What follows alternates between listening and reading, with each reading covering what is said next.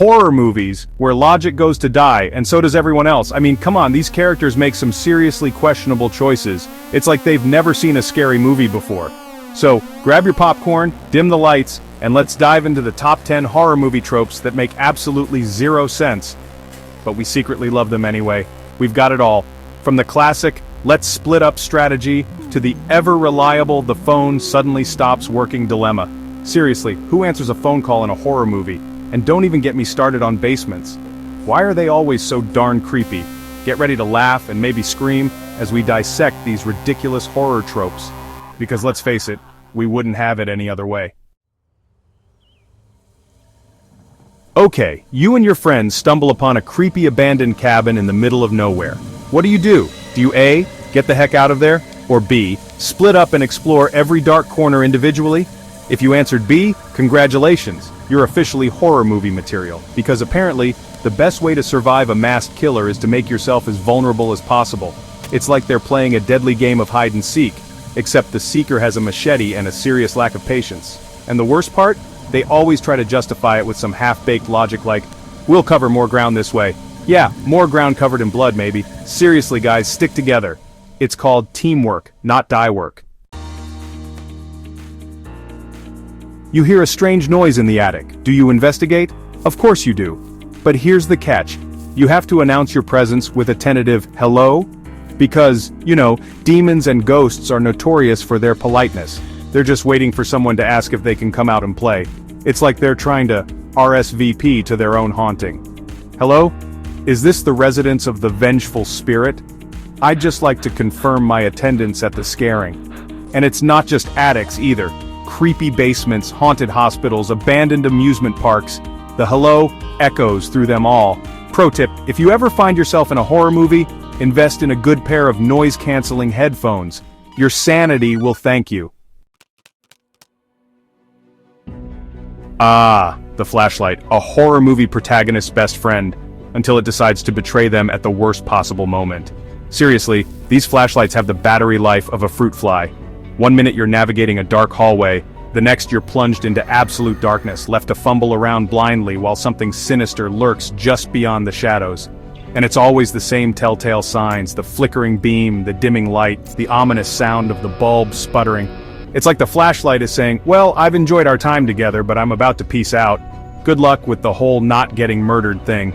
Pro tip, if you're heading into a potentially haunted location, pack extra batteries, like a lot of extra batteries.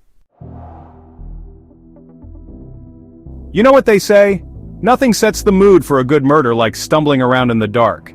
Seriously, why are horror movie characters so opposed to using light switches? They'd rather trip over furniture and walk face first into cobwebs than risk illuminating a room. It's like they think the killer will be less likely to find them if they can't see them.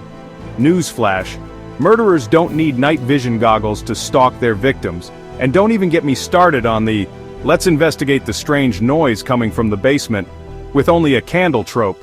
Seriously guys, fire hazard much? Just turn on the lights, unless of course you enjoy bumping into things, and axe murderers. Basements. The very word sends a shiver down your spine, doesn't it? The Bermuda Triangle of houses, a place where things go missing, never to be seen again. Stuff goes down there, and it rarely ever comes back up. It's like a black hole of forgotten memories and lost treasures. You know the drill, a creepy old door creaking ominously in the dark, a flickering light bulb, if you're lucky, casting eerie shadows on the walls and the overwhelming stench of dread. The air is thick with it, almost suffocating. It's like the basement is practically begging you to stay away. Every creak and groan is a warning.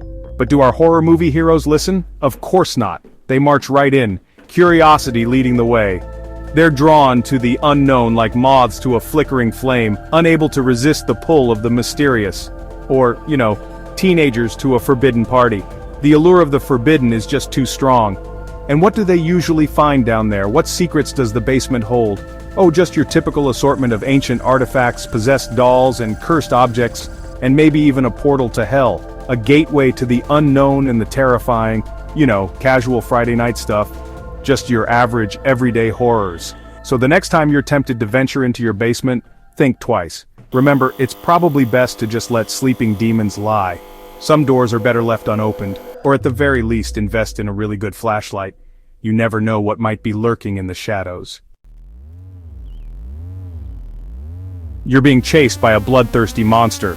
Your adrenaline is pumping, your heart is racing, and your only thought is escape. So what do? You trip, you fall, you faceplant into the dirt. Because apparently, in the horror movie universe, the laws of physics are suspended when a killer is on your tail. Gravity becomes your worst enemy, tree roots transform into invisible tripwires, and even the most athletic characters suddenly develop the coordination of a newborn giraffe.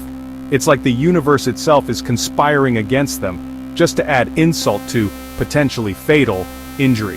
Pro tip: if you ever find yourself in a horror movie foot race, invest in some good running shoes, and maybe some knee pads, and a helmet. Just when you think things couldn't get any worse, the phone lines go dead. Because, there's nothing scarier than being isolated and alone. Except for maybe being isolated and alone with a homicidal maniac on the loose. It's like the killer has a personal vendetta against communication technology. Cell phones, dead, landlines, disconnected, carrier pigeons, swatted out of the sky. And don't even think about trying to use the internet. Because in the world of horror, Wi-Fi is about as reliable as a screen door on a submarine. So, if you ever find yourself in a horror movie, do yourself a favor. Write a strongly worded letter of complaint to your service provider. It won't save your life, but at least you'll die knowing you tried. Mirrors. They have been a part of human culture for centuries, reflecting not just our faces but our deepest fears and anxieties. They reflect our deepest fears, and also occasionally, creepy ghosts and jump scares. The mirror is a portal to the unknown, a gateway to our subconscious. It's the oldest trick in the horror movie playbook, and yet it never fails to make us jump a mile. The anticipation builds, and we know something is about to happen. You're washing your face, brushing your teeth, or just casually admiring your reflection when, BAM! Out of nowhere, the scare hits you. A terrifying visage appears behind you, accompanied by a deafening blast of music. Your heart races, and for a moment you forget it's just a trick. And the worst part? We know it's coming. We brace ourselves, but it still gets us every time. We can practically set our watches to it. The timing is always perfect, catching us off guard. But still, we fall for it every single time. It's like a reflex, an automatic response to the unexpected. It's like our brains are hardwired to be terrified by our own reflections. The mirror shows us what we fear most, which, let's be honest, is probably a good thing. It keeps us on our toes, reminding us to stay vigilant. Because no one wants to be caught dead looking bad in the mirror. We always want to present our best selves, even in the face of fear. So the next time you're feeling brave, try staring into a mirror in a dark room. See if you can face your fears head on. Just don't blame me when you end up sleeping with the lights on. After all, some fears are best left in the dark. You've got the killer cornered. He's disarmed, vulnerable, and at your mercy. This is it, your chance to escape. But first, let's hear him out. Because apparently in the world of horror, every villain deserves a chance to deliver a rambling monologue before they meet their demise. It's like they're trying to justify their actions, explain their tragic backstory, or maybe even offer some unsolicited life advice. And our heroes, bless their souls, just stand there and listen. It's like they're thinking, well, I've come this far, might as well get the full story before I potentially become his next victim. Pro tip: if a killer ever offers to tell you his life story, politely decline. Trust me, you're not missing out on anything good. Ah, the final girl, the last one standing, the ultimate survivor. The queen of the ashes, emerging from the chaos. The survivor of a bloodbath that would make even the most hardened horror fans squirm in their seat. She's usually the most innocent of the bunch, the one who seems least likely to survive. The one who doesn't drink, smoke, or indulge in any vices. She avoids any premarital hand-holding, keeping her innocence intact. And yet she's also the one who somehow manages to outsmart, outrun, and outlast every single monster, demon, and masked killer that comes her way, defying all odds. She uses her wits and courage to fight back, proving her resilience. It's like she's got a guardian angel watching over her, guiding her every move. Or maybe just a really good scriptwriter who knows how to keep her alive. But hey, we love her anyway. She's the character we root for, the one we cheer on. She's the embodiment of hope in a genre that often revels in despair, a beacon of light. She's proof that even in the darkest of times, there's always a chance for survival, as long as you're the one with the plot armor and the will to fight back. So here's to the final girl, the one who stands tall, chainsaw in hand, victorious against all odds. So, there you have it.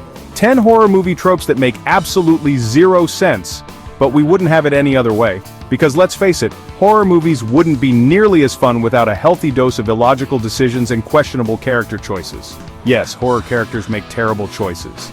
But if they didn't, we'd have no movie, and no popcorn-throwing rage. So, the next time you're watching a scary movie, try not to overthink it too much. Just sit back, relax, and enjoy the ride. Stay spooky, stay sarcastic, and don't go into the basement.